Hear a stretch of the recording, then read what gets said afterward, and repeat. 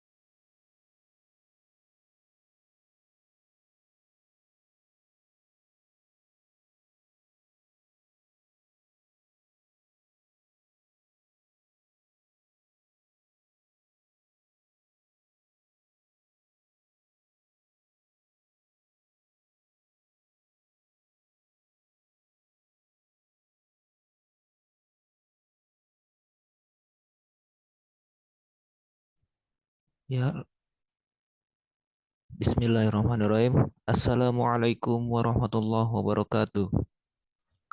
Waalaikumsalam Waalaikumsalam warahmatullahi taala warahmatullahi wabarakatuh. wabarakatuh. Alhamdulillah, Alhamdulillahilladzi hadana li hadza wa ma kunna linahtadiya laula an hadanallah. Asyhadu an la ilaha illallah wa asyhadu anna Muhammadar Rasulullah. Allahumma sholli ala Muhammad wa ala ali Muhammad amma ba'du. Yang saya hormati pemateri kajian kebahasaan ITLA Ustadz Ikhwanur Rais SPD CPS CMAI. Yang saya hormati kepada Ketua Departemen Pendidikan DPW 3 ITLA Nawa Riatul Hasanah dan teman-teman yang saya banggakan. Pertama-tama, marilah kita panjatkan puja dan puji syukur kita atas kehadirat Allah Subhanahu wa taala yang telah yang senantiasa selalu memberikan rahmat, taufik, hidayah serta inayahnya kepada kita semua sehingga kita dapat berkumpul di Zoom yang insya Allah diberkahi oleh Allah Subhanahu wa taala. Salawat serta salam semoga tetap tercurahkan kepada junjungan kita Nabi Agung kita Nabi Muhammad Sallallahu Alaihi Wasallam yang telah membawa agama Islam dari zaman jahiliyah menuju zaman Islamiyah. Para hadirin yang dirahmati Allah Subhanahu wa taala, pertama-tama saya mengucapkan banyak terima kasih atas kehadiran para saudara di dalam Zoom yang insya Allah berkah ini. Untuk mempersingkat waktu, maka izinkanlah saya untuk membacakan susunan acara. Acara yang pertama, pembacaan kurikulum vitae. Acara yang kedua, penyampaian isi materi oleh Ustadz Ikhwanur Rais SPD CPS CMAI. Acara yang ketiga, sesi tanya jawab. Dan acara yang terakhir, penutup. Melangkah ke acara yang pertama, yakni pembacaan kurikulum vitae. Izinkan saya untuk membacakan profil dari Ustadz Ikhwanur Rais. Identitas 1, nama lengkap Ikhwanur Rais SPD CPS CMAI. Nomor induk mahasiswa 21404106. Tempat tanggal lahir Bantul 21 April 1997. Status mahasiswa S2. Program studi pendidikan bahasa Arab. Institusi UIN Raden Masaid Surakarta. Alamat rumah Pedukuhan 12 RT 048 RW 024 Kerembangan Panjatan Kulon Progo. Nomor WhatsApp 0856 2924 728. Email roisnur04@gmail.com. Akun sosmed 1 Instagram @rois_2116.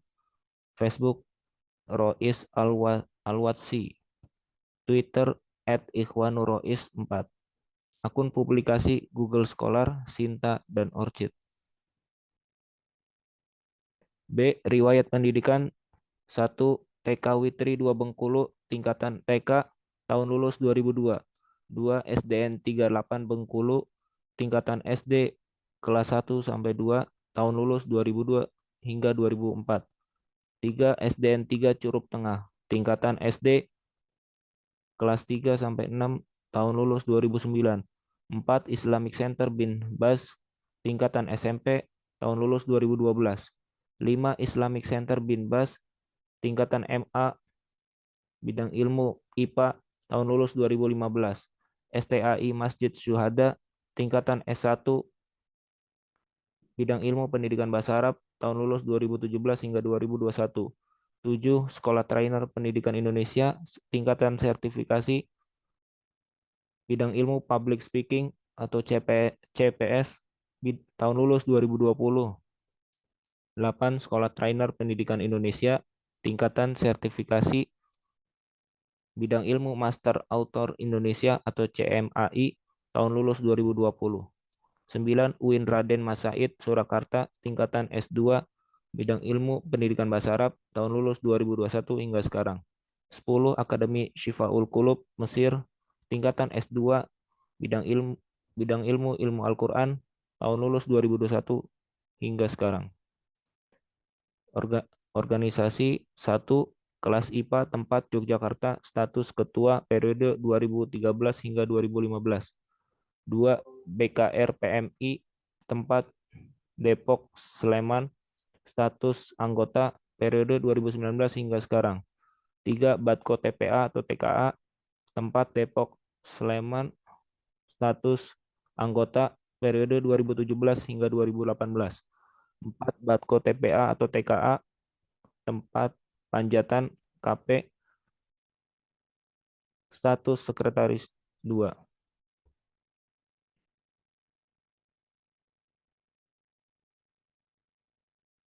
Periode 2019 hingga sekarang.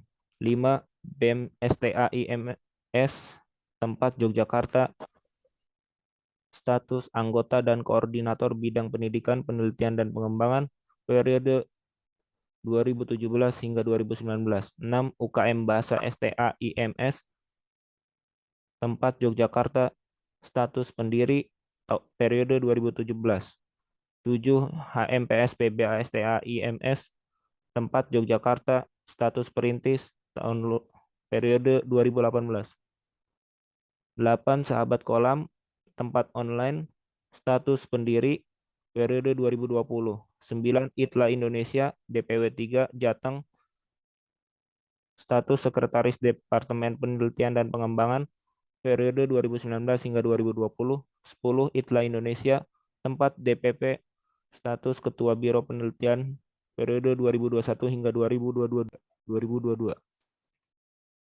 11. ITLA Indonesia tempat DPW 3 Jateng,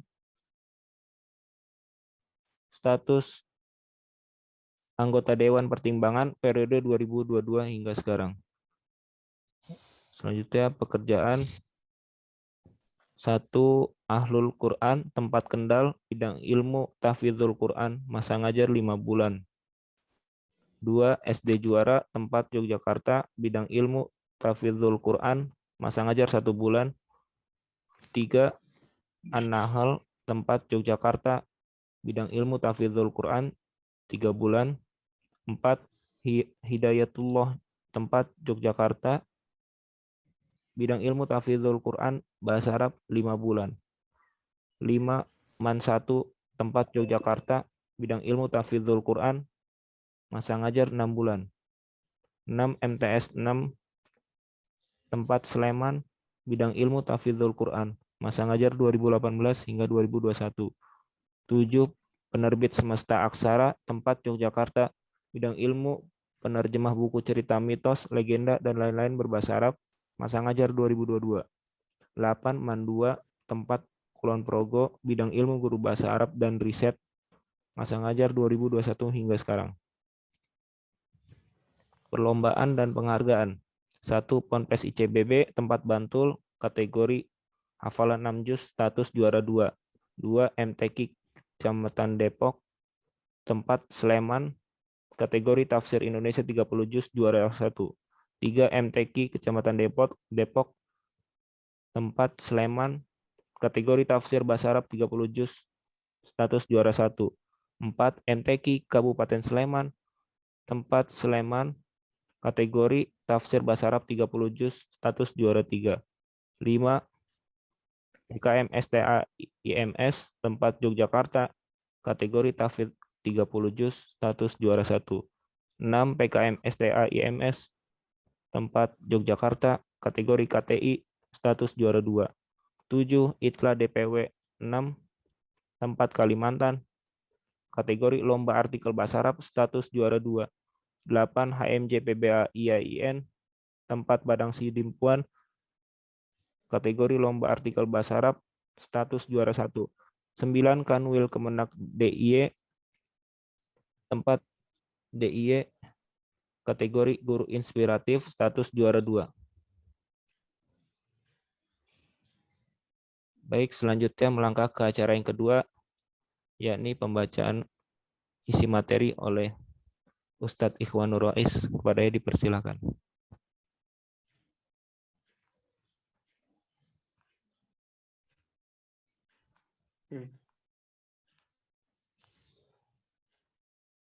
Assalamualaikum warahmatullahi wabarakatuh. Waalaikumsalam warahmatullahi wabarakatuh. As-sawti wadih. Wadihah. Wadih, insyaallah. Insyaallah. Baik,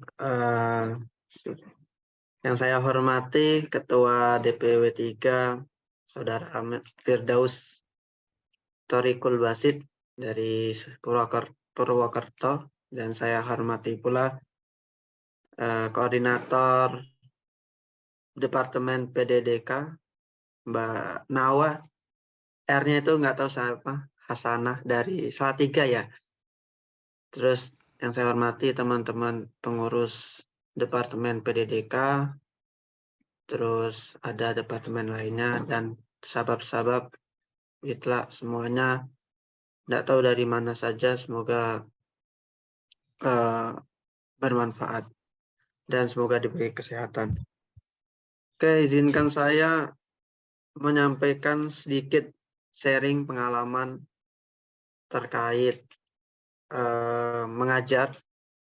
Di sini saya telah membuatkan beberapa poin ya terkait materi saya, bisa dibantu share screen.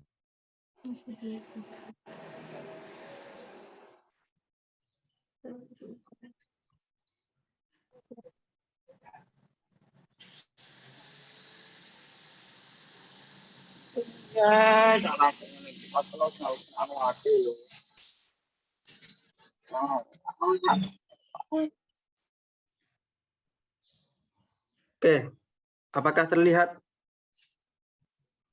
Sudah terlihat. Sudah Sudah terlihat, terlihat. Ustaz. Sudah terlihat, Kak.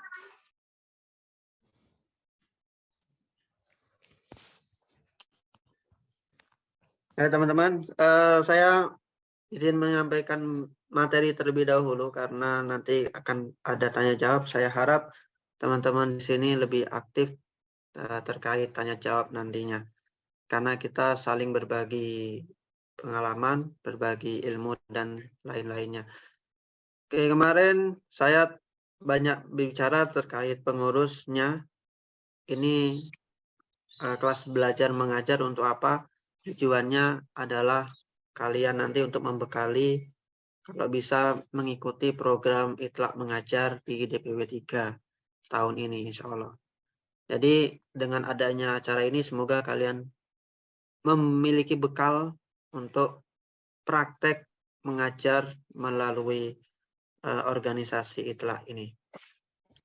Di sini saya bisa kalian panggil Mas atau Kak Rois atau Bang atau siapalah, yang penting Pak juga boleh, yang penting jangan Om lah. Di sini telah disampaikan tadi ya, saya masih mahasiswa sama seperti kalian, mungkin sama, ada yang sama semesternya. Saya semester 4 sampai sekarang. Terus saya alhamdulillah diberi kesempatan, diberi peluang untuk mengajarkan ilmu bahasa Arab di salah satu sekolah di Kulon Progo, yaitu Mandua, Kulon Progo. Jadi saya ngajar guru bahasa Arab di sana. Saya coba berbagi sharing terkait mengajar bahasa Arab. Di sini saya mengambil tema terkait tips sukses mengajar bahasa Arab, teman-teman. Nah, di sini mengapa saya mengambil judul ini? Karena kita sama-sama belajar bagaimana bisa sukses untuk mengajarkan bahasa Arab. Mungkin teman-teman lebih jago bahasa Arabnya, tapi cara mengajarkannya itu seperti apa agar sukses dan dapat dipahami oleh anak-anak peserta didik nih, teman-teman. Nah, langsung aja, bahasa Arab itu sebenarnya mereka punya circle, teman-teman. Nah, circle keilmuan bahasa Arab. Jadi rata-rata, ini saya ambil contoh saja terkait keagamaan, itu dasarnya adalah ada bahasa Arabnya. Kita ambil contoh ilmu fikih. Tidak akan mungkin kalian belajar fikih tidak ada bahasa Arabnya. Terus, apalagi Al-Quran hadis, penuh dalam bahasa Arabnya sebenarnya.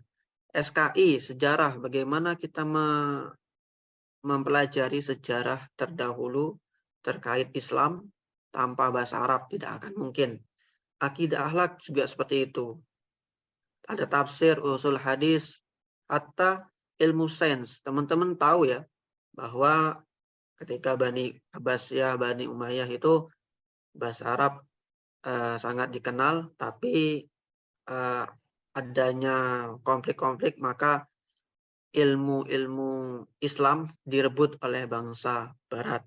Jadi bahasa Arab semakin mulai tertinggal dari bahasa Barat seperti Inggris, Yunani, dan seterusnya. Oke, jadi teman-teman belajar bahasa Arab itu nggak akan menguasai banyak ilmu sebenarnya. Bisa kalian menguasai fikih juga, Al-Quran, hadis, SKI, akidah, dan lain sebagainya. Berdasarkan kalian bisa berbahasa Arab. Jadi bahasa Arab itu punya circle. Nah, saya ibaratkan bahasa Arab ini ketua gengnya.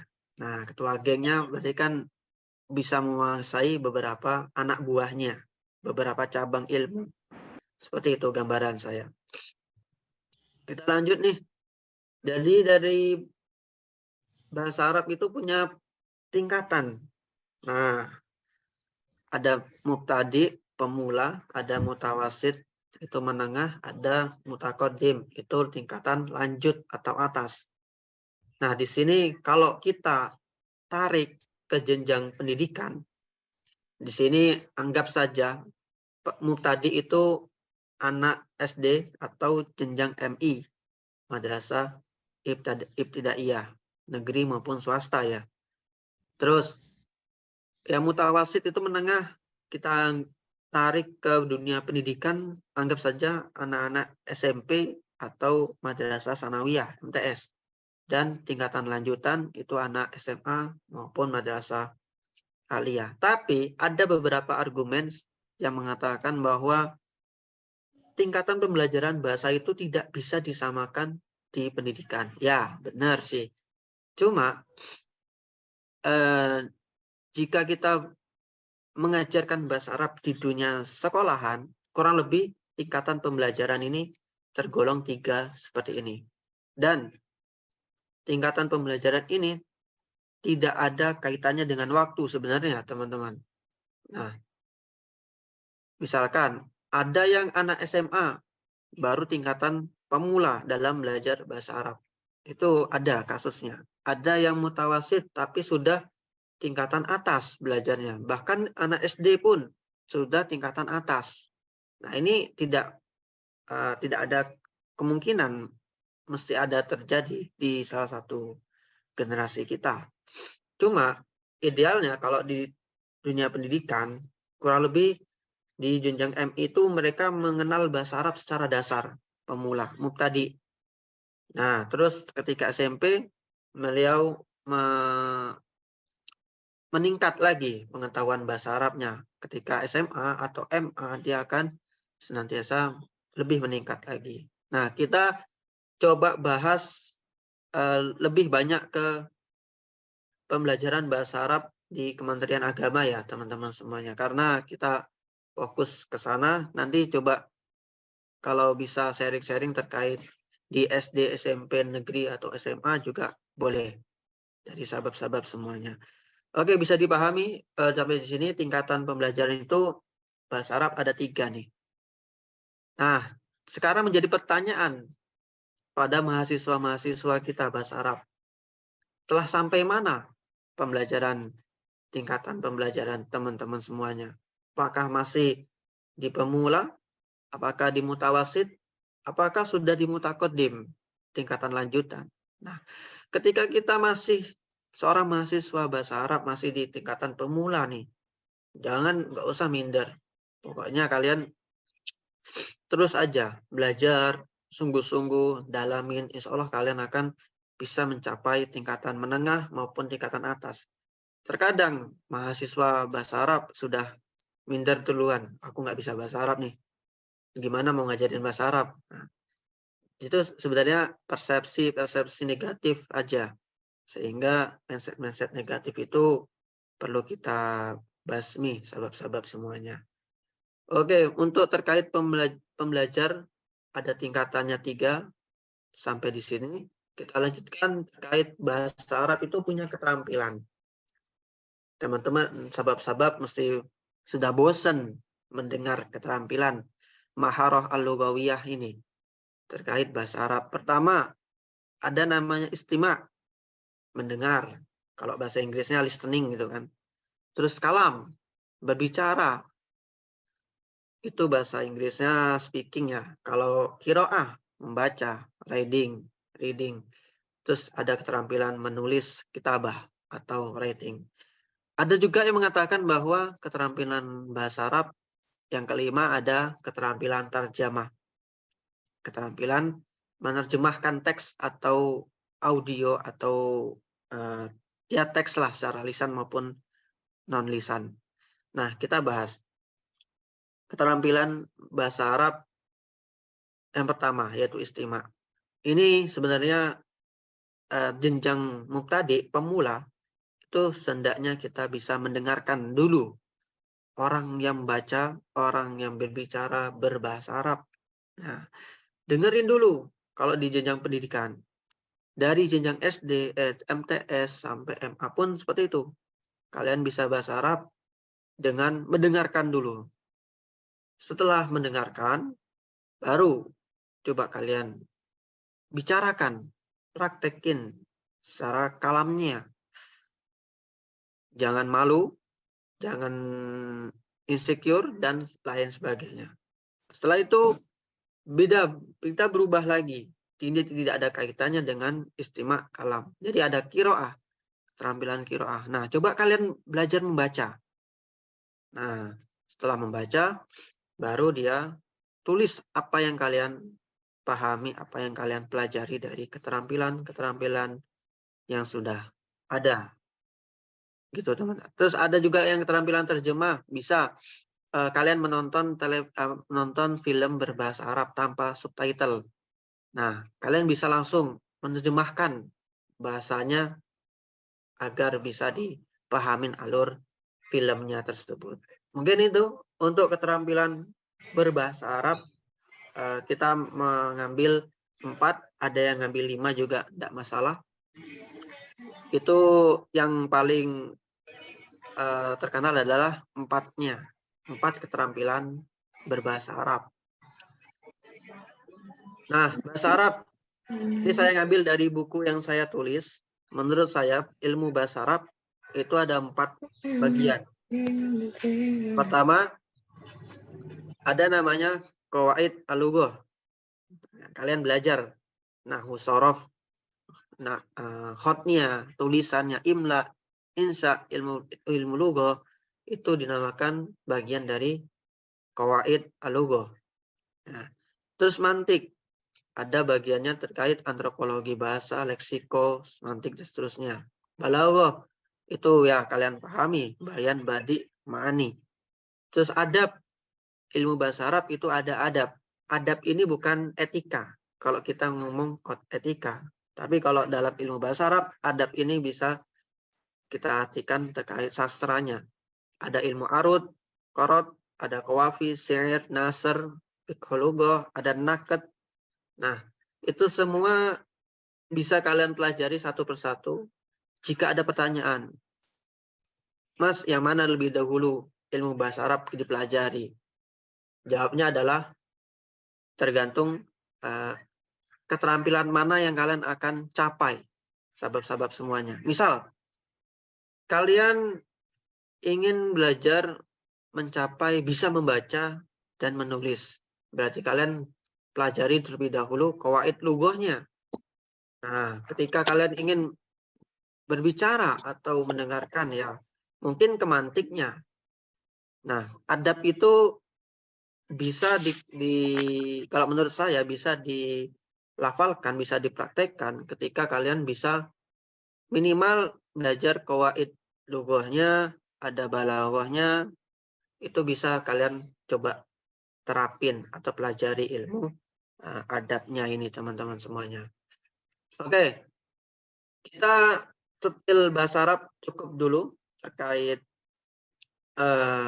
ilmu bahasa Arab. Sekarang coba kita masuk ke ranah pendidikan. Bagaimana sih sukses untuk mengajar bahasa Arab? Nah, kita pahami dulu nih, sahabat, pendidikan saat ini yang ada di Indonesia. Itu kan ada 2 kementerian kita ya. Di bawah naungan Kemendikbud, Kementerian Pendidikan dan Budaya Republik Indonesia, yang saat ini menterinya adalah Pak Nadiem Makarim. Lalu yang kedua, pendidikan di bawah naungan Kementerian Agama Republik Indonesia. Ini di bawah Gus Yakut. Di sini kita akan pahami terlebih dahulu, sahabat-sahabat semuanya.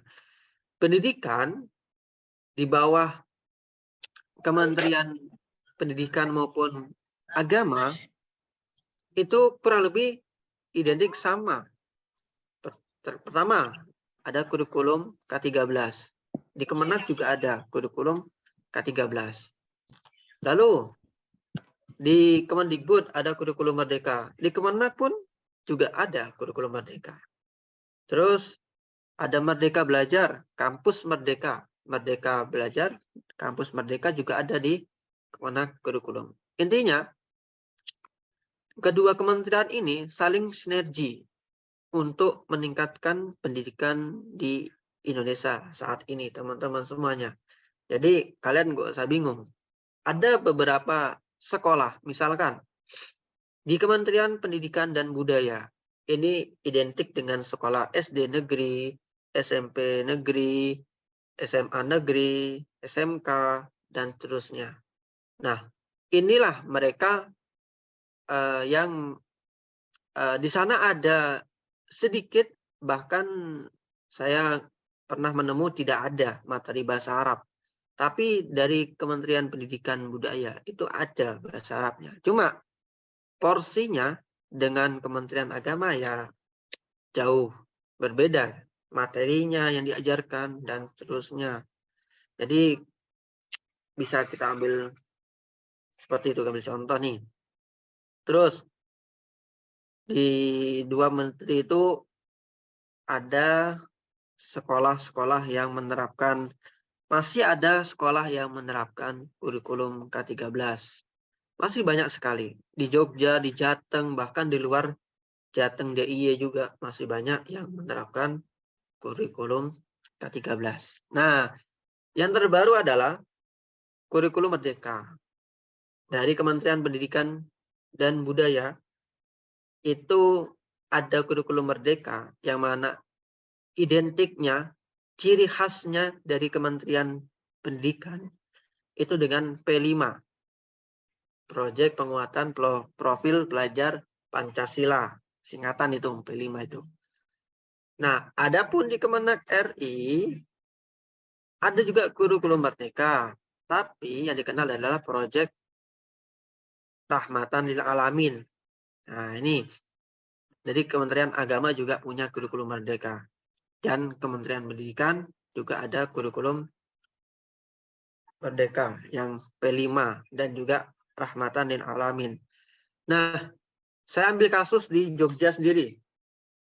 Di Jogja, yang di bawah Kementerian Agama, itu kurikulum K13, itu mayoritas, itu masih banyak sekolah-sekolah dari jenjang MI maupun MTS sampai ke aliyah kurikulum K13.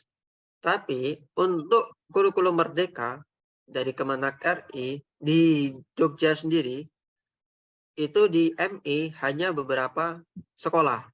Saya kurang lebih 2 atau 3, 2. Terus di MTS juga kurang lebih 3 sekolahan. Di jenjang aliyah itu cuma ada 2. Nah, yang menerapkan kurikulum Merdeka dari Kementerian RI. Nah, jadi teman-teman bisa ngambil contoh di wilayahnya daerah masing-masing. Itu ya. Jadi untuk di Jogja sendiri kurikulum Merdeka K13 itu masih digunakan. Nah, Di Jateng juga seperti itu. Saya mendengar dari guru bahasa Arab di Jateng juga ada yang menerapkan kurikulum K13, ada yang menerapkan kurikulum Merdeka. Nah, yang kita salah pahamkan di saat ini adalah banyak pemahaman yang keliru, salah gitu ya, terkait kurikulum Merdeka, teman-teman semuanya, sahabat-sahabat. Mungkin kurikulum Merdeka itu katanya ada yang mengasumsikan bahwa ini belajar bahasa Arab, misalkan contoh bahasa Arab ya, mapelnya ya. Berarti ya sesuka sekolahannya, mau diajarkan bahasa Arab apa ya monggo, mau dipelajari materi apa ya silahkan. Itu yang menjadi asumsi para guru-guru bahasa Arab kebanyakan saat ini. Tapi ini menurut saya kurikulum Merdeka, mungkin ada argumen lain dari mahasiswa teman-teman bahasa Arab. Kurikulum Merdeka itu sebenarnya yang merdeka adalah belajarnya. Kurikulumnya itu maksudnya perangkatnya. Itu juga merdeka. Nanti kita akan membahas perbedaannya terkait kurikulum K13 maupun kurikulum Merdeka. Nah, jadi untuk materi itu sebenarnya masih sama untuk tema atau materi yang dibahas. Cuma dalam pengimplementasikan, dalam penerapannya, kurikulum Merdeka itu memberi leluasa gimana caranya guru bisa mengeksplor dan mengajarkan tema atau materi yang sudah ditentukan. Bukan pihak sekolah itu menentukan tema atau yang lainnya. Itu ya teman-teman semuanya. Tapi jika kita menilik di dunia pondok pesantren, itu mungkin mereka mempunyai kurikulum tersendiri. Nah, mereka anggap kurikulum itu namanya kurikulum merdeka. Padahal kurikulum merdeka itu adanya penetapan dan juga penentuan sekolah yang menggunakan kurikulum merdeka di bawah naungan kementerian langsung, itu punya beberapa tahapan nih teman-teman. Bahkan punya SK-nya gitu. Jadi nggak sembarangan mengklaim bahwa sekolah aku tuh udah kurikulum merdeka. Apa buktinya? Nah, itu asumsi-asumsi yang harus kita pahami dulu, sahabat-sahabat. Jadi kurikulum merdeka di Kementerian Agama maupun Kemendikbud itu ya seperti itu. Terus misalkan kurikulum merdeka, aku sekolahnya udah kurikulum merdeka loh, tapi kok nggak ada ciri khas dari kurikulum merdeka?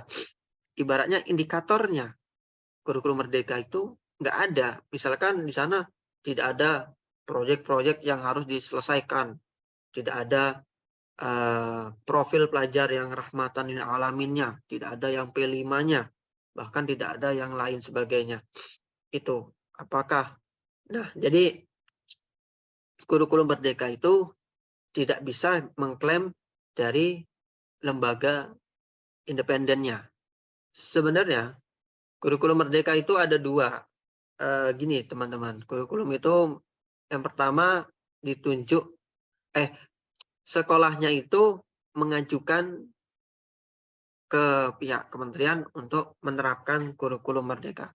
Dari kementerian akan melihat apakah cocok, apakah sudah siap untuk menerapkan kurikulum merdeka sekolah ini. Jika belum, maka dia tidak diizinkan untuk menerapkan kurikulum merdeka. Tapi jika sudah, nah nanti akan diizinkan. Seperti itu kurang lebih. Terus untuk jenjang perguruan tinggi, Merdeka Belajar, Kampus Merdeka, juga sama teman-teman semuanya. Di perguruan tinggi juga seperti itu. Jadi dua kementerian ini saling kolaborasi untuk meningkatkan kependidikan yang ada di Indonesia saat ini agar lebih baik lagi, agar mencapai Indonesia Emas di 2045 pendidikannya dan bisa mencapai program Sustainable Development Goals di tahun 2030 nanti bisa membantu program-program yang ada di internasional maupun di nasional. Mungkin ini untuk pendidikan saat ini. Kita lanjut terkait prinsip mengajar. Nah, teman-teman mungkin sudah, sahabat-sahabat mungkin sudah mendengar ini, bahkan sudah hafal. Prinsip mengajar. Jadikan ini prinsip mengajar, sahabat-sahabat. At-thariqah ahammu minal maddah. Metode itu lebih penting dari materi. Nah, jadikan prinsip dulu mengajar. Walakin mudarris aham minal thariqah. Dan tetapi guru juga penting, lebih penting dari metode. Nah, bal ruhul mudarris aham minal mudarris nafsa. Jadi adapun ruh mudarris itu sangat penting dari semuanya, dari guru itu sendiri. Jadi ini jadi prinsip, kalian mengajar harus berdasarkan ruh jasmani dan ruh rohaninya. Jangan kalian jasmaninya saja, rohaninya kemana-mana. Jadi materinya tidak akan tersampaikan.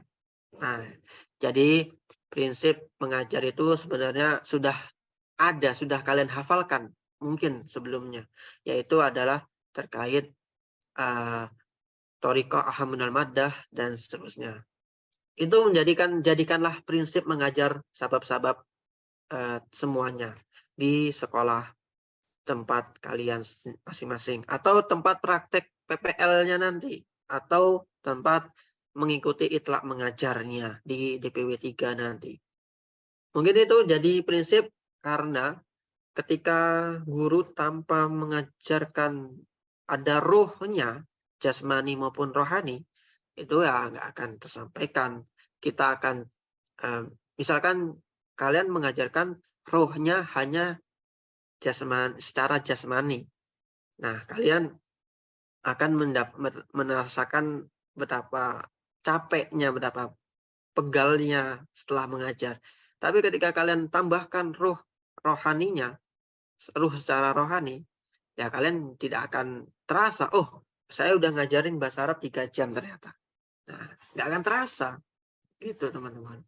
Itu buat menghadirkan itu ya susah. Tapi untuk mencoba, kita lebih-lebih praktek. Coba memunculkan ruh mudarisnya. Jiwa mengajar kita. Itu ya teman-teman. Jadiin prinsip untuk mengajar. Lalu dalam mengajar, itu beberapa komponen yang harus diperhatikan. Yang pertama, dalam belajar mengajar mesti ada guru. Itu ya teman-teman. Sahabat-sahabat semuanya. Setelah ada guru, nggak mungkin dong nggak ada siswanya, nggak ada muridnya. Nah, ini menjadi salah satu komponen kedua. Ada murid, siswa. Nah, dalam mengajar, setelah ada guru dan siswa, mesti mereka punya tujuan. Apa yang harus dicapai? Misalkan dalam bahasa Arab, guru mempunyai planning mengajarkan maharah istimak, misalkan keterampilan istimak kepada siswa. Tujuannya adalah agar siswa bisa mendengarkan bahasa Arab dengan baik. Nah, komponen selanjutnya, dengan adanya tujuan itu, maka diperlukan suatu metode. Nah, teman-teman semuanya, komponen ini, metode ini sangat banyak. Mungkin pertemuan selanjutnya saya coba membahas metode-metode mengajar terkait keempat maharah itu. Setelahnya, tentu ada materi. Masa iya mengajar tanpa materi? Hal yang mustahil. Apa yang diajarkan? Mengajar tanpa mempersiapkan materi. Ini nggak akan bisa mengajar tanpa materi. Intinya, guru harus bisa menyiapkan materi yang harus diajarkan tadi. Nah, dalam komponennya juga, agar dipahami dan prosesnya berjalan lancar, perlu adanya media. Komponen media ini juga perlu nih, sahabat-sahabat. Karena apa?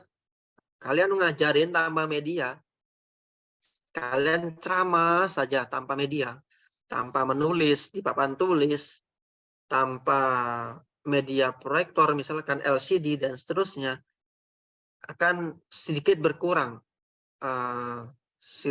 kondisi belajar mengajarnya. Ruh belajarnya bahasa Arab itu juga akan berkurang. Apalagi di zaman sekarang, teman-teman semuanya. Media, jangan sampai ketinggalan, teman-teman di negeri maupun di swasta. Nah, dalam komponen belajar agar mengukur keberhasilannya, aku nih belajar berhasil nggak sih? Aku nih mengajar tercapai nggak sih tujuannya? Nah, adanya komponen yaitu evaluasi. Evaluasi ini perlu teman-teman semuanya. Kalau kita setelah mengajar tanpa evaluasi, evaluasinya ada, itu pun di PTS misalkan di tengah semester ataupun di akhir semester, ya itu nggak akan maksimal. Jadi evaluasi ini sifatnya bisa harian, setelah mengajar langsung evaluasi.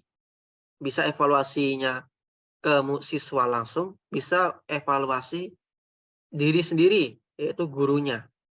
Nah, bisa setelah itu evaluasi secara bulanan dan seterusnya sampai evaluasi akhir menentukan bahwa keberhasilan belajar atau mengajar bahasa Arab ini seperti apa.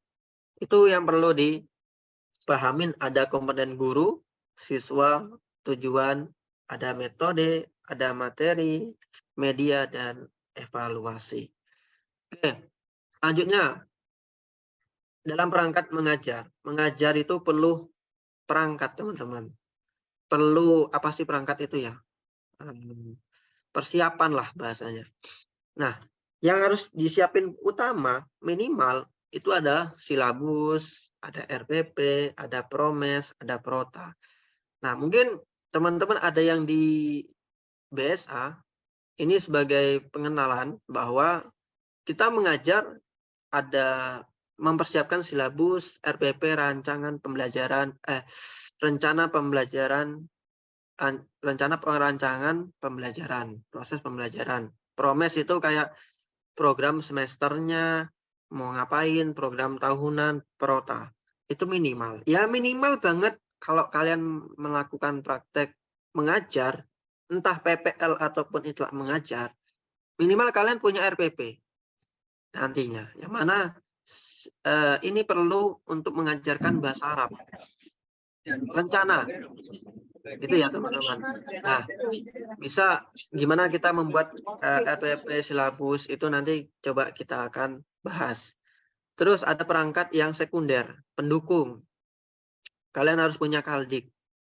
Terus punya rincian pekan efektif. Berapa efektifkah belajarnya? Dipotong libur, misalkan pekan libur, dipotong PTS, PAS, dipotong lagi, misalkan agenda sekolah. Kita harus punya rincian efektif pekannya ini, RPE-nya. Di sisi lain kita harus mempersiapkan absensi. Guru tanpa absen itu siswa akan seenaknya. Nah, kita punya jurnal juga, jurnal kegiatan, bukan jurnal artikel ya, sahabat-sahabat semuanya. Jurnal maksudnya catatan harian gurunya, ada mempersiapkan buku penilaian, terus ada juga mempersiapkan perangkat terkait media pembelajarannya. Nah, minimal dari RPP. Ada pertanyaan, kok ribet ya mengajar? Apalagi teman-teman yang bukan di bidang pendidikan. Nah, dibilang ribet sih enggak. Karena apa? Karena tanpa ini, ya kalian tujuannya akan berbeda dengan orang yang mempunyai perangkat mengajar yang baik. Misalkan punya silabus, punya RPP, dan seterusnya. Jadi terencana mengajarnya, teman-teman semuanya. Nah, kita lanjut sekarang terkait pengenalan silabus nih. Mungkin silabus itu bahasa di kurikulum K13.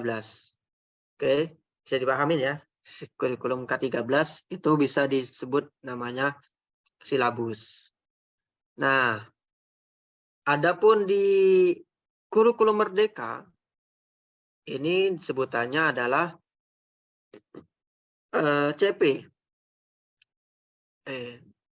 Jadi ada perbedaan penyebutan.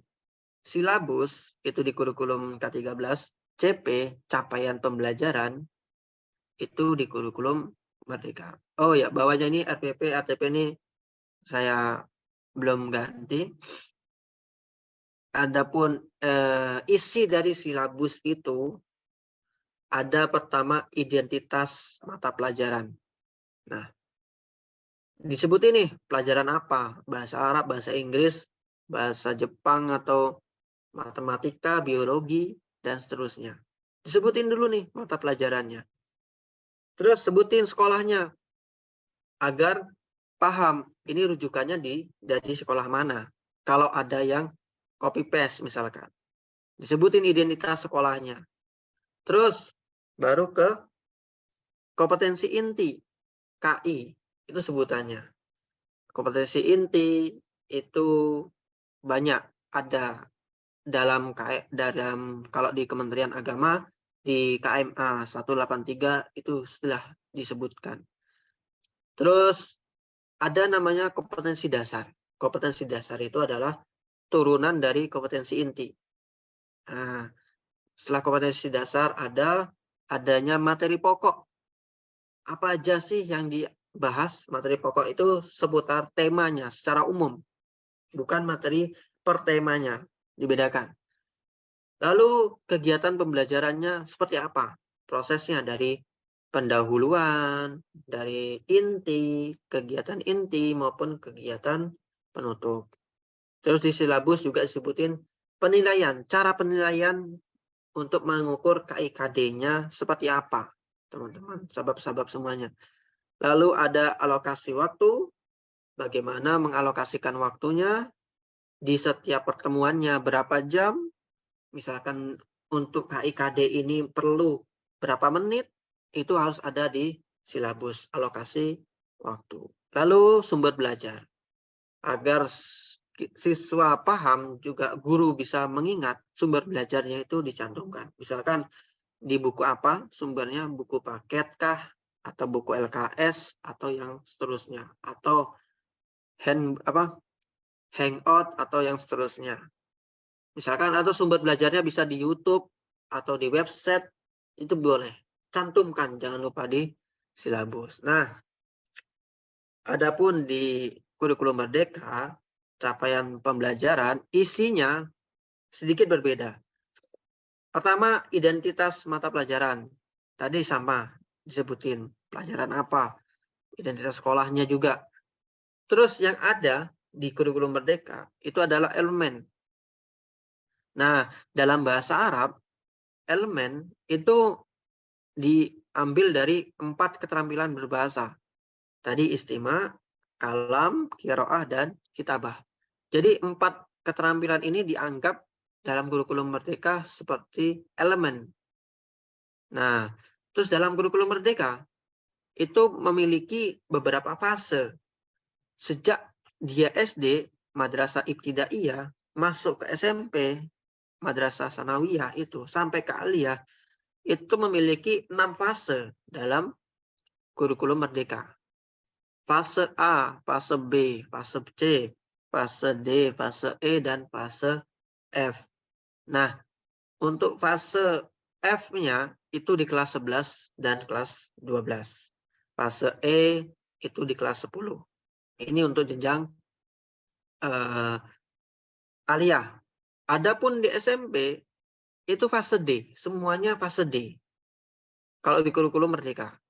Nah, di jenjang SDMI itu berarti ABC dibagi 2. Kelas 1-2 itu fase A, kelas 3-4 itu fase B, kelas 5-6 itu fase C, teman-teman semuanya. Jadi dalam kurikulum Merdeka itu penyebutannya bukan kelas, tapi penyebutannya adalah fase.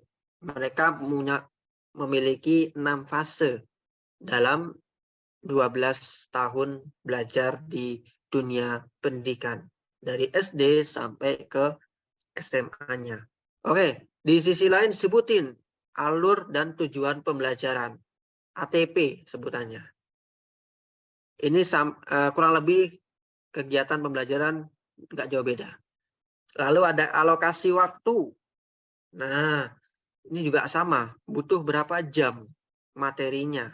Setiap tujuan pembelajaran itu perlu berapa jam, berapa JP, jam pelajaran. Itu disebutin. Lalu dalam CP itu juga sebutin profil pelajar. Nah, kalian yang kurikulum merdeka itu harus punya pengganti silabus yaitu CP. Ini kurikulum merdeka ya.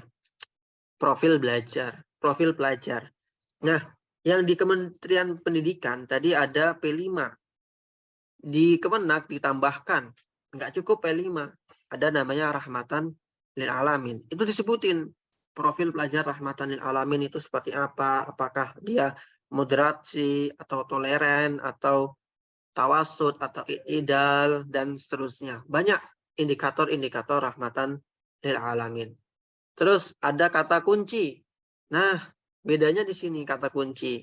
Jadi setiap tema atau setiap tujuan pembelajaran ada kata kuncinya. Terus ada glosarium atau sumber belajarnya. Sebutin juga sumber belajarnya. Gitu teman-teman, sahabat-sahabat semuanya. Itu kurang lebih cara menyusun silabus ataupun CP. Untuk kurikulum merdeka, kita menggunakan istilah CP sebelah kanan. Adapun kurikulum K13 2013 itu sebutannya masih silabus. Kurikulum KMA sebutannya itu masih silabus. Sebenarnya KMA itu bukan kurikulum, hanya seperti keputusan saja. Cuma dianggap oleh masyarakat, guru-guru dan seterusnya itu seperti kurikulum yang baru. Tapi sebenarnya dasarnya adalah kurikulum 13. Yang merdeka ini yang insya Allah konsepnya terbaru. Gimana setelah adanya silabus ataupun CP, ini kalau dalam bahasa Arab sendiri, itu tujuan pembelajaran ambil dari tema. Misalkan di kelas 10, karena saya mengajar di jenjang aliyah, saya ambil contoh di aliyah saja ya. Di kelas 10, itu ada namanya, di semester 2 ini, semester genap, itu namanya Al-Haya Ayyomiyah. Mungkin di SD, di MTS juga ada. Al-Haya Ayyomiyah. Aktivitas sehari-hari atau kehidupan sehari-hari.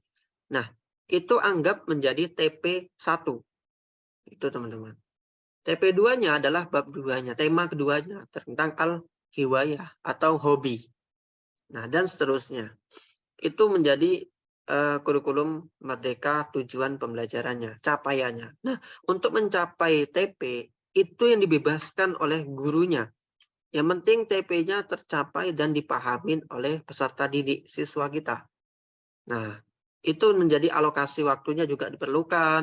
Lalu profil pelajarnya juga disebutin apakah dalam mencapai tujuan pembelajaran 1, 2, 3 itu harus ini itu profilnya, apakah harus tawasud, i'tidal, tawazun dan seterusnya. Itu dijelaskan. Terus ada sumber belajarnya juga tentu. Nah, di sini juga sumber belajar harus ada dicantumkan. Nah, kurikulum merdeka dalam penilaian evaluasi itu hanya ada 2, teman-teman. Yang pertama adalah sebutannya evaluasi formatif. Nah, evaluasi formatif itu bukan evaluasi formatif sebutannya, asesmen formatif. AF gitu kan. Nah, ini dilakukan biasanya oleh guru-guru merdeka, guru-guru kurikulum merdeka dalam bahasa Arab. Itu biasanya setelah bab 1, setelah TP1, mereka mengadakan asesmen formatif. Misalkan Al-Haya Ayyomiyah sudah selesai pelajarannya, sudah tercapai tujuannya. Diadakannya evaluasi formatif 1. Nah, itu loh teman-teman. Terus bab 2 selesai, adain lagi asesmen formatif kedua dan seterusnya. Terus ada juga yang kedua adalah penilaian sumatif. Nah, sumatif ini dilakukan kapan? Ketika semua bab di semester ini sudah habis. itu dilakukan sumatif atau anggapannya adalah PAS. Nah, jadi di kurikulum Merdeka untuk PTS itu tidak ada, bisa dianggap seperti itu karena penilaian tengah semester itu berdasarkan anggapan dari asesmen formatifnya itu. Antapun nilaian harian itu tetap bisa dilakukan tergantung guru pelajarannya apakah dilakukan atau tidak. Itu untuk bedanya terkait K13 maupun kurikulum Merdeka. K13 itu ada harian, ada PTS-nya, ada PAS-nya. Seperti itu. Nah, yang terakhir adalah saya akan menyampaikan beberapa tema terkait apa saja sih yang dipelajari bahasa Arab itu di jenjang MI, MTS maupun MA, sahabat-sahabat. Nah, jenjang MI itu adalah perkenalan, ada ta'arufnya. Ada terkait perawatan, madrasah, morohikul madrasah. Morohikul madrasah itu misalkan ada pekerjaan, alamat, dan seterusnya bisa kalian baca ya teman-teman semuanya. Di MTS juga ada identitas diri. Bagaimana bisa mengenalkan diri dalam bahasa Arab lebih dari jenjang MI. Nah, dan juga MA juga ada perkenalan. Lebih mengenalkan dirinya, lebih kreatif. Entah, kalau saya mengajar di MAN, mengenalkan diri, itu biasanya mengenalkan diri di depan teman-teman. Sekarang ada sosial media, saya suruh membuat video untuk perkenalkan bahasa Arab dan diposting. Itu lebih kreatif lagi. Ada perbedaannya. Nah, terus kehidupannya dan seterusnya. Banyak materi-materi, tema-tema yang dibahas di jenjang MI, MTS maupun MA. Ini saya ambil dari KMA 183 2019. Mungkin cukup ya untuk hari ini terkait pengenalan terlebih dahulu. Mengajar bahasa Arab biar sukses itu kalian bisa mempersiapkan perangkatnya terlebih dahulu. Adapun besok insya Allah saya akan lanjut di metodenya. Saya akan coba bahas metode apa saja yang dipakai untuk mencapai 4 keterampilan ini. Itu untuk materi selanjutnya insya Allah. Mungkin cukup sekian dari saya. Mungkin bisa kita lanjutkan sesi diskusi nanti yang dipandu oleh Mas moderator. Ada salah, saya tutup dulu ya presentasi saya. Ada salahnya datang pribadi dan gangguan setan, ada benarnya dari Allah semata. Mungkin cukup sekian. Assalamualaikum warahmatullahi wabarakatuh. Waalaikumsalam warahmatullahi wabarakatuh. Ya, terima kasih kepada Mas Ikhwan yang telah memaparkan materinya. Melangkah ke acara yang ketiga, yakni sesi tanya jawab. Silakan bagi teman-teman yang ingin bertanya, bisa raise hand, lalu dinyalakan mikrofonnya.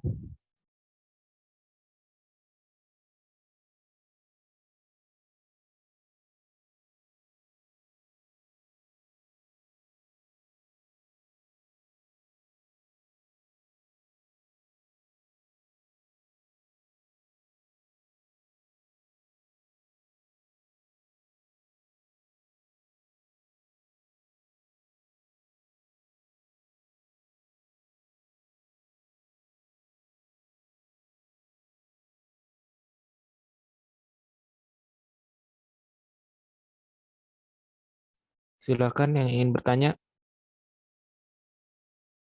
bisa raise hand atau dinyalakan mikrofonnya.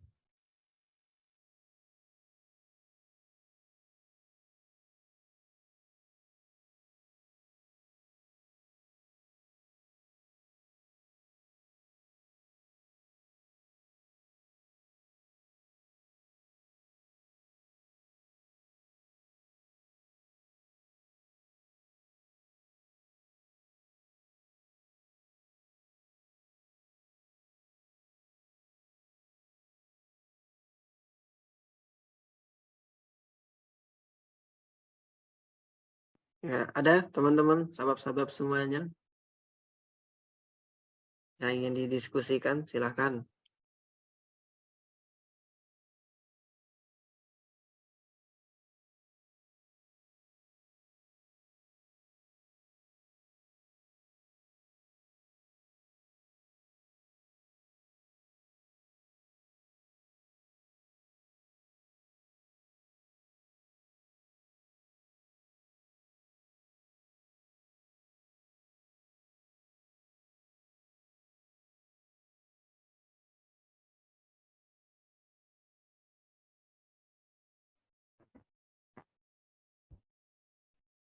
Yang mau bertanya bisa raise hand atau nyalakan mikrofonnya atau diketik di chat juga nggak apa-apa.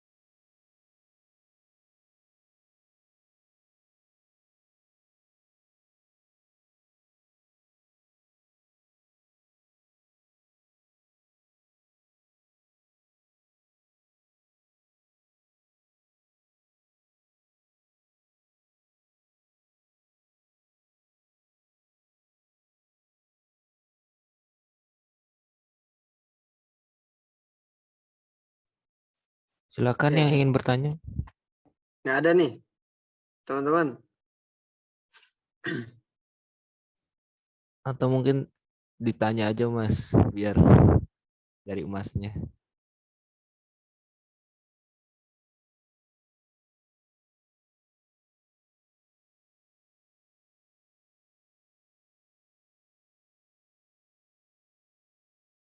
Ayo, silakan, saya tunggu nih. Terkait Ini kayaknya hening banget ya. terkait materi tadi.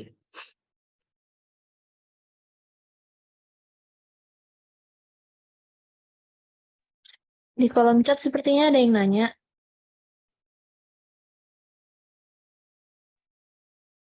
Mau gimana?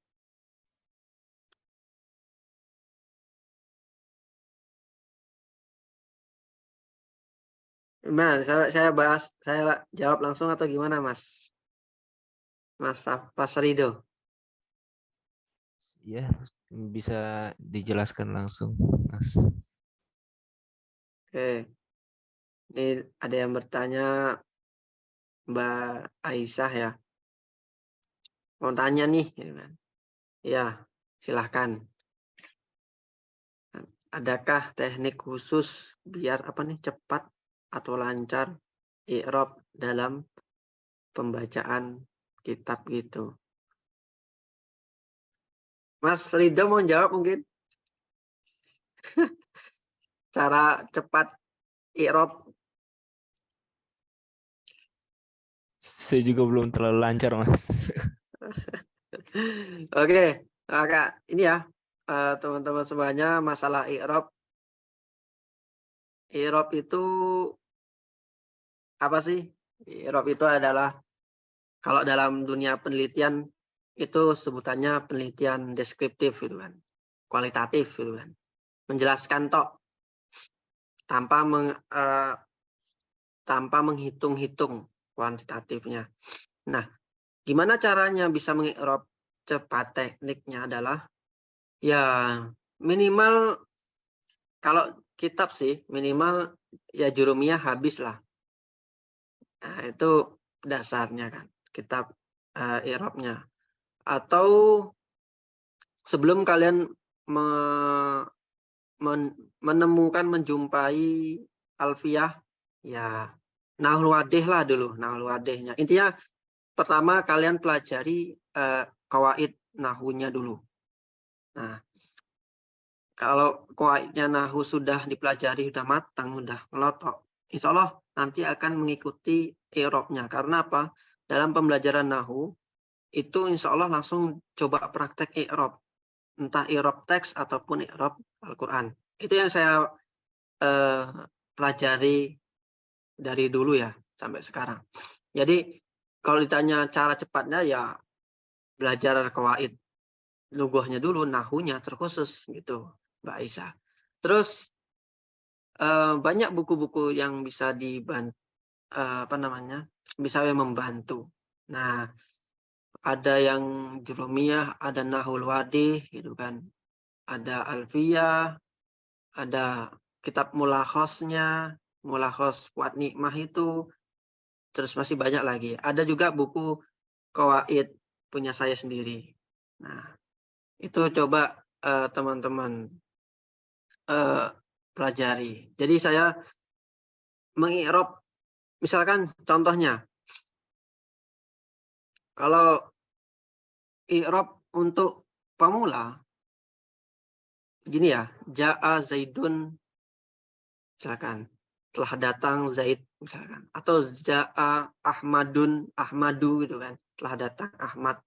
Nah, i'rabnya jangan sok-sokan dulu lah kalau masih pemula bahasanya. Ya i'rabnya totalitas lah, jelasin semuanya. Ja'a fi'il madi mabniun ala apa misalkan? Ala fathah. Nah, terus misalkan yang Ahmad fa'il. Biasa kan kalau orang yang udah pro kan fa'il marfu bidomah misalkan. Itu doang kalau udah pro. Kalau masih pemula sebutin lah fa'il marfu'un wa alamatu raf'ihi dhammatun zahiratun fi akhirih misalkan li anna ismu allazi la yansharif misalkan. Nah, bisa itu sebutin jelas-jelas dari awal agar lebih enak nanti dalam mengi'rabnya. Ya saya sendiri masih banyak belajar untuk masalah i'rab. Intinya teknik yang pertama adalah coba kuasai dulu qawaidnya. Jangan langsung belajar i'rab tanpa belajar qawaid dulu. Nah, yang kedua langsung praktek. Setelah kalian belajar sambil praktek langsung, gitu loh tekniknya. Jangan belajar qawaidnya saja. Ini mubtada itu ini itu. Nah, tanpa kalian praktek coba teks lainnya. Nah, itu loh. Itu tekniknya biar i'rabnya cepat nanti. Antara mudhof jumlah sibuhul juga seperti apa, ismiyah fi'liyahnya itu harus dipelajari dulu lah. Intinya dipahami dulu. Ya, lagi-lagi namanya ya sekarang pengennya instan cepat ya, Mas Rido, tapi ya mengingat kemampuan otak kita masing-masing juga di bawah Pentium gitu kan. Nah, itu ya belajar melalui proses dulu lah gitu kan. Ya, saya belajar bahasa Arab dari kelas 1 SMP. Itu belajar bahasa Arab. SD saya nggak belajar bahasa Arab karena saya SD-nya SD negeri gitu kan. Nah, di SMP baru belajar bahasa Arab dan itu pertama kali belajar i'rab, saya kaget. Pengen kabur dari pondok ceritanya dulu tuh. Karena nggak paham, i'rab itu apa sih itu kan bahasa Arab. Nah, tapi setelah itu saya disuruh privat sama guru, sama ustadz saya. Akhirnya saya privat ya. Dari situ saya dikasih pemahaman santai toh belajar bahasa Arab. I'rab apalagi. Nah, jadi mindset positif yang harus ditimbulkan. Yang tips selanjutnya adalah mindset positifnya, Mbak Isa. Jadi biar bisa i'rab cepat, ya mindset positifnya harus bagus. Aku bisa i'rab, aku nggak bisa i'rab itu tinggalkan. Nah, persepsi asumsi negatif itu harus ditinggalkan. Karena dalam suatu otak itu ada memori. Nah, ketika memori ini ada isinya negatif, asumsi negatif, ya dia tidak akan masuk positifnya. Jadi antara negatif positif itu akan bertolak belakang gitu. Nah, jadi kalau kita sudah berasumsi negatif terkait i'rab ataupun bahasa Arab ya nggak akan masuk ilmu bahasa Arabnya gitu. Tapi kalau kalian berasumsi positif terus, insya Allah perlahan-lahan apapun materi dari dosen, suruh i'rab, suruh ngafalin i'lal misalkan, atau suruh menerjemahkan, akan mengikuti prosesnya dan enjoy kalian. Kalau positif dan kedepannya akan terbiasa, akhirnya kalian cepat dalam i'rabnya. Dan orang sekarang itu hanya mau instannya dan tidak melihat prosesnya gitu loh. Kok bisa ya orang itu i'rabnya cepat? Padahal dulu orangnya yang i'rabnya cepat itu belajarnya merangkak malah, ngesot malah. Nah, gitu loh. Jadi prosesnya itu nggak dilihat oleh orangnya. Iya, sekarang dia cepat i'rabnya, tapi belajarnya dulu gimana sih? Ya ibaratnya mengkis-mengkis lah dia belajar. Itu mesti dirasakan oleh orangnya itu. Jadi ya lagi-lagi kita nikmati proses dengan belajar qawaidnya dulu, langsung praktek dan timbulkan rasa sugesti-sugesti positif yang ada dalam pikiran kita terkait i'rab, teman-teman. Mungkin itu ya, kalau teknik dari saya tiga aja, coba dipraktekin oleh teman-teman semuanya. Mungkin ada feedback, tanya balik, silahkan.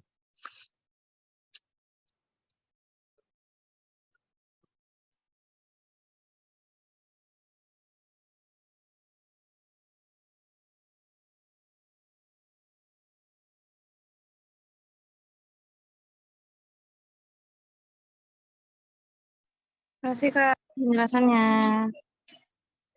Nanti dipraktekkan.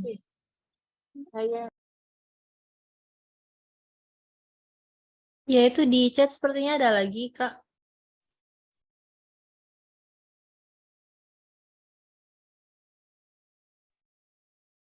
Oke, sama-sama. Bentar, siapa? Dari siapa? Dari Robiatus Sa'diyah. Dari IAI.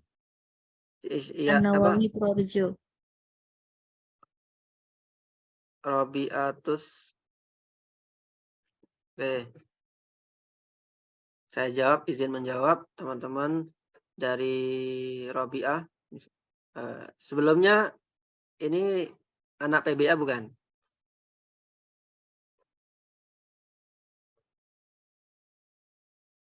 Coba dijawab dulu. Dari An-Nawawi. Halo Mas Robi. Iya Kak. Dari PBA. Oke. Robiah dari PBA. Dari apa nih tadi? Bentar. Pertanyaan apa sih?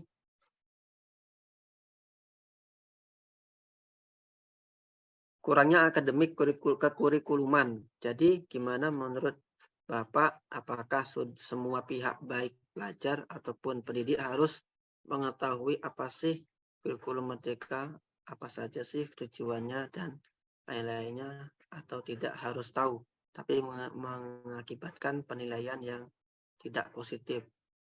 Jadi gimana? Jadi gimana? Ya gimana Mas Rido?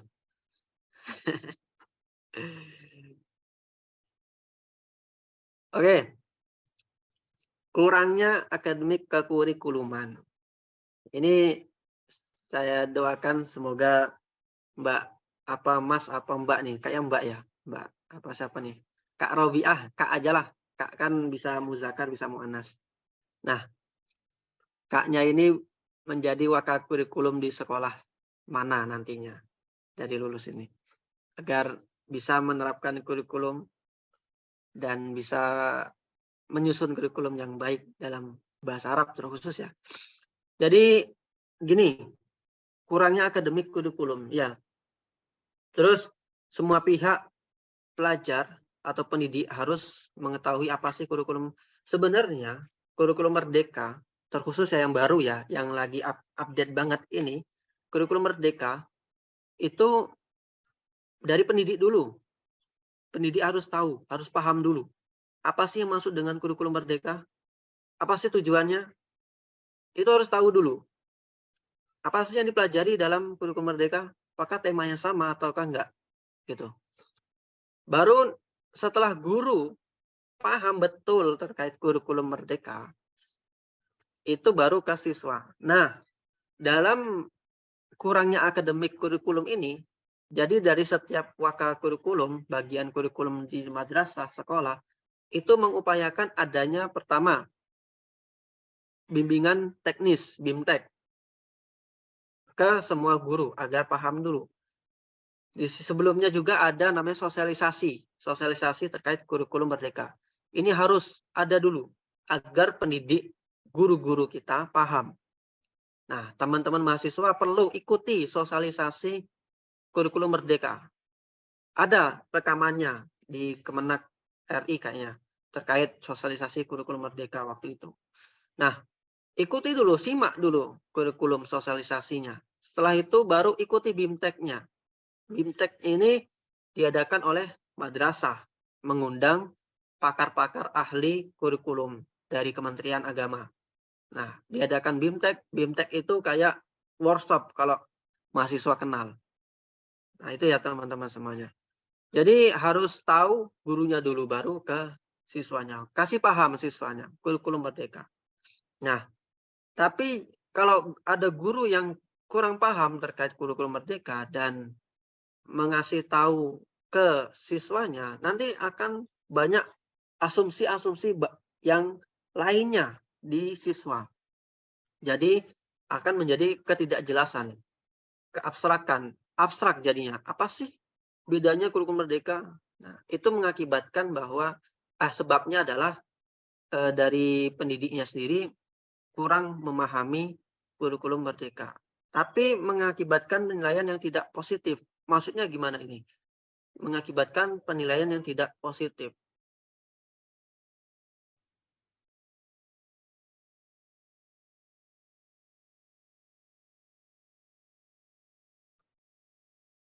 Mungkin ini ya tadi kurang lebih seperti itu untuk menjawab dari Kak Robiah ini.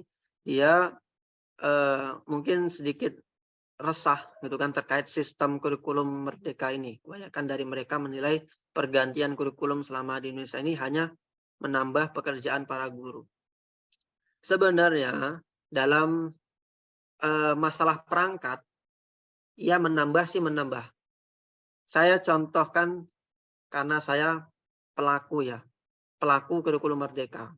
Guru bahasa Arab di bidang pada kurikulum Merdeka di Jogja ini kan ada dua, di MAN 1 Jogja dan MAN 2 Kulon Progo. Karena kami masih sebagai pilotnya, sebagai acuan. Ibaratnya uji coba di Jogja, dua sekolahan ini. Nah, sebenarnya menambah beban sih iya di guru, menambah pekerjaan para guru iya. Misalkan dari silabus dirubah menjadi CP, padahal silabus sudah tersusun rapi. Nah, dari RPP menjadi ATP dan seterusnya. Modul, banyak perangkat-perangkat yang harus dirubah dari kurikulum Merdeka. Cuma sebenarnya itu untuk memenuhi administrasi. Bukan, saya nggak ngomong formalitas, untuk memenuhi administrasi pembelajaran saja. Nah, adapun prakteknya kurikulum merdeka itu sebenarnya tergantung gurunya mau menggunakan metode apa, terserah mau menggunakan media apa, ya monggo gitu loh dalam penerapan kurikulum merdekanya. Nah, misalkan zaman dulu ketika kurikulum KTSP, K13 dan seterusnya itu dalam sekolah tidak, ya terlepas dari perkembangan zaman ya, tidak ada yang boleh bawa HP. Kalau bawa HP pun di negeri itu disimpan. Tapi fenomena zaman sekarang dalam kurikulum merdeka, HP itu bisa dimanfaatin sebagai media. Tetapi tetap kita pantau anaknya. Jangan sampai kita suruh mengakses media pembelajaran bahasa Arab malah ML-an bareng, mabar. Nah, itu kita pantau. Itu harus jangan sampai lost pantauan kita. Jadi bedanya ya bebas kita menggunakan media apapun, bisa ke HP-nya, bisa ke LCD-nya, dan seterusnya. Mungkin ini ya untuk kurikulum terkait pergantiannya. Intinya dengan adanya pergantian kurikulum dari teman-teman mahasiswa bahasa Arab, ayo kita bareng-bareng menganggap kurikulum ini bukan suatu beban. Pergantian kurikulum itu jangan menjadikan beban dari kita sendiri calon guru-guru. Karena apa? Kalau itu menjadi asumsi beban ataupun menambah pikiran pekerjaan kita sebagai mahasiswa dan calon guru bahasa Arab, ya ketika di lapangan kalian akan banyak keluh kesahnya nanti. Itu banyak terjadi itu. Ketika di calon guru itu sudah menganggap asumsi yang aneh-aneh, ketika di lapangan ya keluh kesahnya juga aneh-aneh juga. Jadi saya ajak teman-teman semuanya dan saya juga pribadi anggap asumsi bahwa pergantian kurikulum itu hal yang biasa, hal yang padu aja. Karena apa? Karena dari pihak pemerintah mungkin dari mereka ingin menerapkan pendidikan lebih berkualitas, gitu. Oke, itu untuk menjawab. Terus ada feedback, kalau misalnya para pelajar tidak mengetahui, kan ditakutkan asumsi tidak positif karena mereka melihat hanya dengan satu. Oke. Mungkin ini Kak, terkait tidak mengetahui, para pelajar tidak mengetahui. Kita memahamkan materi bahasa Arab aja perlu waktu, gitu ya. Sepakat ya teman-teman. Nah, apalagi memahamkan kurikulum. Padahal tugasnya pelajar ya mengikuti proses pembelajarannya saja. Tapi kita perlu untuk memahamkan ke siswa kita terkait kurikulum yang baru, terkait pergantian kurikulum ini. Jangan sampai kita membuat ketakutan dan asumsi-asumsi negatif yang ada di para pelajar kita nantinya.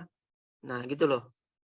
Jadi dengan adanya pergantian ini ya jangan sampai kita salah fatal membuat asumsi ke siswa-siswa kita nantinya. Terhindar dari asumsi negatif yang ada terkait pergantian kurikulum. Itu Kak Robi, Kak Robiah. Ada lagi? Silahkan. Itu sepertinya ada lagi pertanyaan di bawahnya. Yang dari? Yang dari Mbak Aisyah nanya lagi, Kak. Mbak Aisyah. Satu lagi nih. Seperti yang dibacakan panitia di awal, tadi seperti CV, Kakak kan banyak ikut lomba-lomba artikel, bahkan sekarang sudah jadi penulis. Terus pertanyaannya apa? Ada pelatihan gitu. Di bawah itu, di bawah, bagian bawah. Tak bacain aja. Ada nggak Kak kayak pelatihan gitu biar jadi penulis juga? Siapa tahu menjadi penerus gitu. atau tutor biar jadi penulis. Duh, tadi Mas Ridho bacanya detail sih, jadi ketahuan toh. Ya, jadi kita melepas dari mengajar bahasa Arab dulu ya, terkait penulis nih. Sebenarnya menulis itu hal yang asik teman-teman. Ini menurut saya ya. Menulis itu suatu output keilmuan kita. Nah, sedangkan membaca itu input dari keilmuan kita, ilmu pengetahuan. Kalian banyak membaca tanpa menulis akan menjadi mampet di otaknya kalian sendiri. Jadi ya, kalian banyak membaca, ayo tuliskan apa yang kalian baca menurut persepsi kalian masing-masing. Nah, jadi kegiatan menulis, saya dulu sebenarnya menulis itu berdasarkan waktu yang banyak kosongnya, gitu kan. Banyak kosongnya ngapain sih gitu kan. Cobalah tak tulis-tulis. Biasanya nulis-nulisnya yang aneh-aneh dulu, gitu kan. Misalkan kayak nulis insya atau esainya atau nulis makalah gitu. Nah, kalau ditanya pelatihan, sebenarnya banyak pelatihan-pelatihan menulis yang diadakan oleh penerbit. Atau mungkin teman-teman pengurus DPW 3 bisa mengadakan pelatihan menulis. Gimana cara menulisnya? Secara offline gitu kan bisa, atau secara online. Nah, pelatihannya itu lagi-lagi gini. Ketika kita ingin menjadi penulis, kita jangan mencari pelatihannya sebenarnya. Salah kita kalau ingin menjadi penulis belajar mencari workshopnya, mencari pelatihannya dulu. Sebenarnya hal yang melenceng lah. Kenapa? Karena sebenarnya kita ingin menulis, yang kita cari adalah pertama, ada nggak sih orang yang mau nuntun kita untuk menjadi penulis itu dulu. Itu loh. Ada nggak sih? Jangan nyari ke acara pelatihannya dulu, nanti aja pelatihannya. Nah, ketika ada, nanti orang itu bakal mengajak ke pelatihannya. Ayo ikut pelatihan ke sana yuk, biar kamu jadi penulis yang handal misalkan. Ayo ikut ke sana. Gitu. Jadi sebenarnya ada, enggaknya itu bisa kalian akses di dunia sosmed terkait pelatihan penulis. Nah, atau kalian bisa peserta teman-teman di sini bisa menanyakan lewat Japri atau ke siapa terkait menulis, ke saya juga boleh. Sharing-sharing masalah penulis juga. Insya Allah saya siap selagi saya belum tertidur. Itu ya, untuk penelitian juga boleh. Kita saling belajar, mengajar terkait apa yang sudah kita miliki gitu kan. Saya nulis itu semenjak semester 4, teman-teman. Semester 4 di S1 dulu. Nah, semester 1, semester 2, semester 3, itu saya ikutin seminar, coba ikutin pelatihan. Ketika semester 4 baru ikut lomba. Ikut lombanya itu pun karena pertama paksaan dari beberapa orang gitu kan. Paksaan. Ya dosen lah kita anggap. Dosen kita. Nah, tapi dari paksaan itu akan menjadi, wah ternyata asik ya setelah lomba. Karena apa?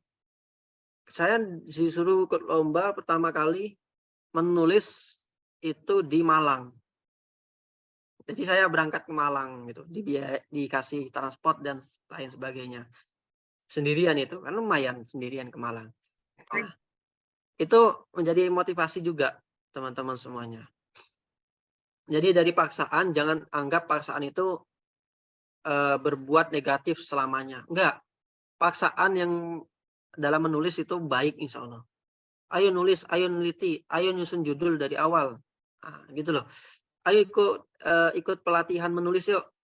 Apalagi terkait jurnal. Nah, teman-teman sekarang saya banyak mendengar dari mahasiswa-mahasiswa bahwa syarat lulus syarat yudisium S1 itu sudah nulis jurnal. Enggak tahu di kampus teman-teman apakah sudah ataukah belum. Tapi banyak saya dengar di kampus lainnya sudah menerapkan hal ini. Nah, ketika kita nggak mau belajar menulis jurnal, kita akan terhambat kelulusannya tentu. Pertama, karena apa? Proses jurnal itu tidak semudah membalikkan tangan, tidak semudah berbuka puasa. Nah, itulah. Jadi ya perlu waktu.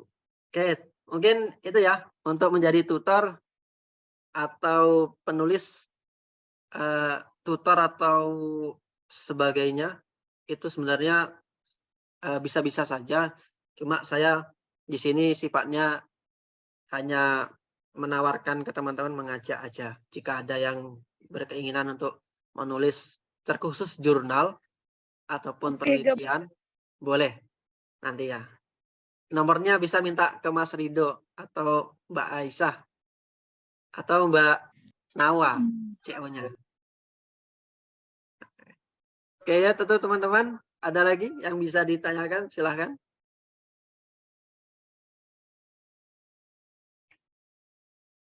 Mas Rido dari UNES ya, Mas? Iya, Mas. Angkatan? Angkatan 2021. Wah, sama berarti semesternya sama saya.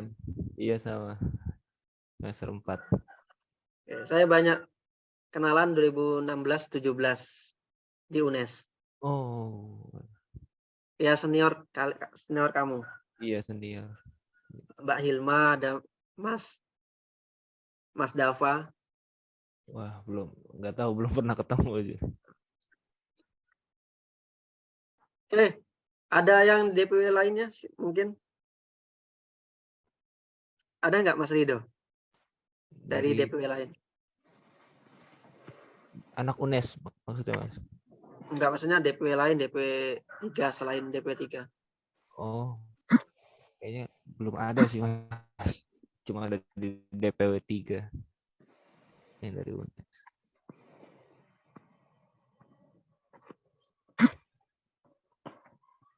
Oke, silakan bagi yang bertanya. Ini kayaknya nggak pada nanya. Iya, Pak. Terkendala puasa, teman-teman. Iya, mungkin. Atau Mas Rido ingin bertanya, Mbak Iva, Mbak Nawa? Mungkin saya terakhir, Mas, pertanyaan dari saya.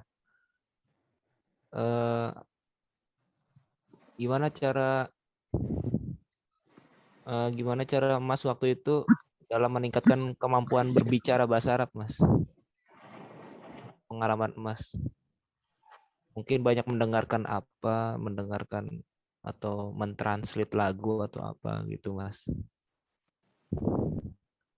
Oh. Saya coba cerita. Kalau masalah kalam, itu ketika di pondok dulu, itu ada namanya hiwar ya, hiwar usbu'i namanya. Setiap pekan itu ada hiwar. Nah, biasanya di hari Jumat pagi itu biasanya.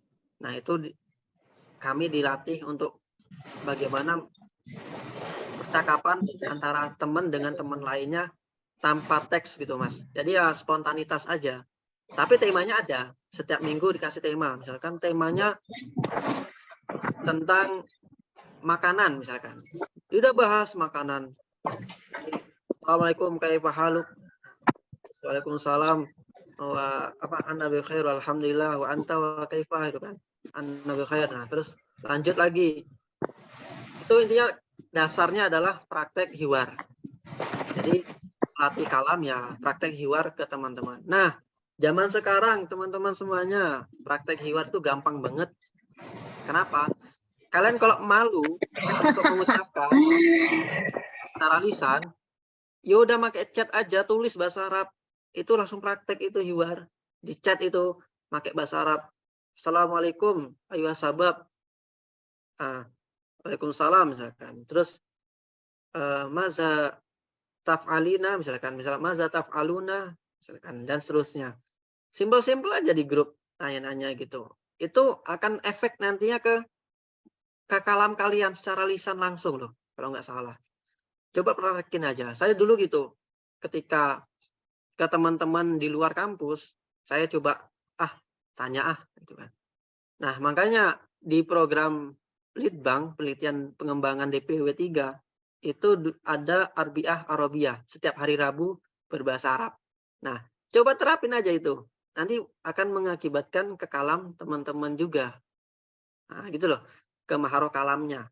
Terus di sisi lain, saya akhir-akhir ini lebih sering nonton film versi Arab, tapi nggak ada. Saya coba cari yang nggak ada subtitlenya, gitu loh. Jadi ya enak kan dengerin walaupun buatan Indonesia, buatan Malaysia dan seterusnya, tanpa subtitle itu akan melatih maharoh istima, maharoh kalam kita juga. Kita akan coba mendengarkan dan langsung praktek. Gitu Mas Rido. Kalau saya sih dari bawah seperti itu, latihan hiwar di lapangan, di pondok. Terus sekarang latihan hiwarnya ya melalui chat ataupun melalui yang lainnya. Nah, ketika kalam, kalau orang-orang abaikan masalah qawaid, apakah benar mubtada khobarnya, apakah benar fiil fa'ilnya, itu abaikan aja. Namanya kalam ya asal ceplos aja dulu. Yang penting kalian berani bicara. Itu kalau saya sih. Makanya saya ketika diajak ngobrol pakai bahasa Arab, saya nggak ngurus ini salah ini mubtada'nya, khobarnya, nggak terjawab Nah, itu jangan sampai seperti itu. Intinya coba kita latihan berbicara dulu. Berani, pede dulu intinya dalam kalam. Itu Mas Rido. Ya, makasih banyak Mas. Ini Mas, mungkin terakhir nih dari Mbak Siti Mukaromah. Saya bacain ya Mas ya. Ya, Assalamualaikum Kak, izin bertanya. Waalaikumsalam. Apakah dalam bahasa Arab ada tingkatannya? Karena dulu ketika saya di pondok, pengajar saya bilang kalau bahasa Arab yang kita pakai berbeda dengan bahasa Arab yang orang Arab pakai. Jika benar, tolong jelaskan tentang tingkatan bahasa Arab Kak. oke, makasih. Mbak siapa tadi? Mbak Siti Mukaromah. Mbak Siti ya. Panjangan namanya Mbak Siti aja. Iya. Terima kasih Mbak Siti atas pertanyaannya. Izin menjawab. Pertama, bahasa Arab sebelum ketingkatan ya. Bahasa Arab itu ada dua. Bahasa Arab yang fusha, bahasa Arab yang amiyah. Nah, dari setiap bahasa Arab itu, apalagi yang amiyah, itu berbeda-beda. Saya ambil contoh, bahasa Indonesia. Bahasa Indonesia yang diketahui di Indonesia dari Sabang Merauke, itu bahasa Arab bahasa Indonesia yang PUB lah, sesuai kamus lah. Misalkan, saya ingin tidur. Tapi bahasa Arab yang amiyah, itu tuh bahasa daerah. Misalkan kayak, saya ingin tidur, dalam bahasa Jawanya apa? Dalam bahasa Bugisnya apa? Dalam bahasa Sumatera, Padangnya apa? Nah gitu loh. Itu bahasa Arab. Nah untuk tingkatan, jadi saya sampaikan bahwa ada tingkatannya mubtadi, mutawasid, mutaqaddim. Itu ada tingkatannya. Nah, apakah karena berbeda dengan orang Arab yang dipakai? Ya, orang Arab ketika berbicara itu kebanyakan mereka menggunakan bahasa amiyah. Tapi kalau orang Arab mengisi kajian ataupun seminar dan lain sebagainya, pelatihan, yang digunakan adalah bahasa Arab yang fusha. Jadi nggak ada bedanya. Bedanya ya itu di situ aja tadi, kesehariannya. Amiyah itu untuk kesehari-harian, kalau fusha itu untuk yang formal-formal. Nah, yang kita pelajari itu adalah kalau bisa bahasa Arab yang fusha. Karena apa? Karena di Jazirah Arab itu bahasa Arab fusha itu diketahui semuanya, dipahami semuanya. Saya banyak diskusi dengan teman-teman yang kuliah di sana, walaupun saya belum pernah ke sana, katanya seperti itu. Jadi yang kita pelajari adalah fusha. Nah, untuk tingkatannya itu karena kita bukan sebagai native speaker, bukan penutur asli bahasa Arab, ya kita anggap 3 tingkatan itu tadi. Nah, mubtadi, mutawasid, dan mutaqaddim. tingkatan lanjutan. Nah, itu untuk Mbak Siti. Jadi tingkatannya tetap ada.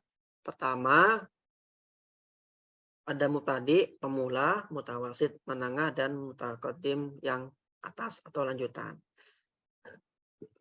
Dan berbeda, orang Arab itu ketika seharian menggunakan bahasa Arab yang amiyah biasanya. Dan ketika di kantoran atau ngisi pengajian dan lain sebagainya itu menggunakan bahasa Arab fusha. Gitu bedanya. Makanya kita belajar bahasa Arab di Indonesia kalau bisa yang fusha. Karena amiyah setiap daerah itu akan berbeda lagi. Misalkan di suatu daerah ayu sayin itu kan fushanya. Nah, itu dibuat amiyah jadinya gitu kan. Nah, itu kan beda banget. Dan lain sebagainya. Masih banyak contoh-contoh yang bisa diterapkan. Gitu mungkin untuk jawaban dari saya Mbak Siti dan Mas Rido. Ya, makasih banyak Mas atas jawabannya. Mungkin sudah ya dicukupkan untuk sesi tanya jawabnya. Oke, jika kurang bisa japri saya nggak apa-apa di lain waktu. Insya Allah saya masih terbuka, Mas Rido dan teman-teman semuanya. Ya Mas, baik, siap. Sebelum kita tutup, ada sesi foto bersama Mas. Silakan teman-teman bisa on cam terlebih dahulu.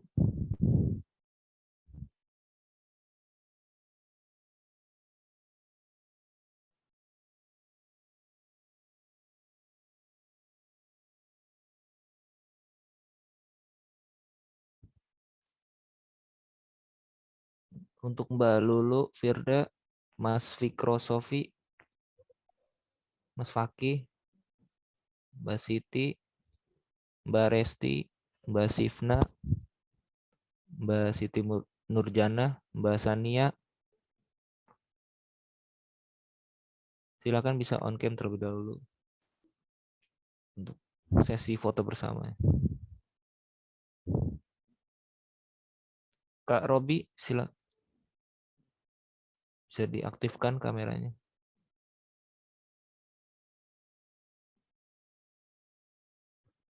Ada Mbak Iklima ternyata.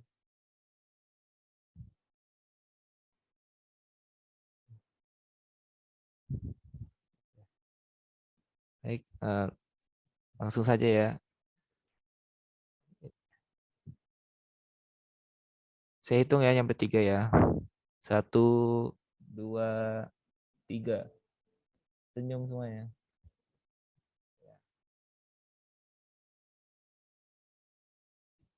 Ya, sudah Mas. Sudah. Makasih teman-teman yang sudah on cam. Ya, melangkah ke acara yang terakhir yaitu penutup. Mari kita tutup kajian kebahasaan ini dengan membaca hamdalah. Alhamdulillahirrahmanirrahim. Alhamdulillahirrahmanirrahim. Saya selaku moderator mohon maaf apabila ada salah kata atau perbuatan. Saya minta maaf yang sebesar-besarnya. Terima kasih teman-teman yang sudah bertanya.